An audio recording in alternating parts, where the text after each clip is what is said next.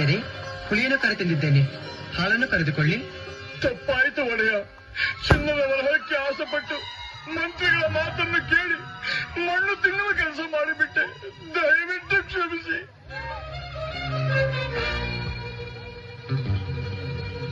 ಮಂತ್ರಿಗಳೇ, ವೈದ್ಯರ ಮಾತು ನಿಜವೇನು?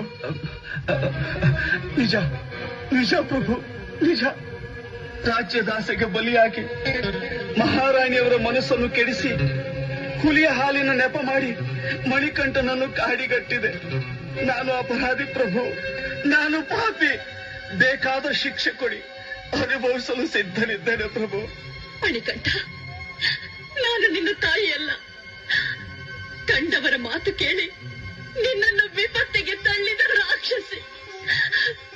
ನೀನು ಸಾಧಾರಣ ಬಾಲಕನಲ್ಲ, ಧರೆಗಿಳಿದು ಬಂದ ಭಗವಂತ. ನನ್ನನ್ನು ಕ್ಷಮಿಸು, ಕೃಪೆ ಮಾಡಿ ಆ ಹುಲಿಯನ್ನು ಕಾಡಿಗೆ ಕಳುಹಿಸಿಬಿಡು.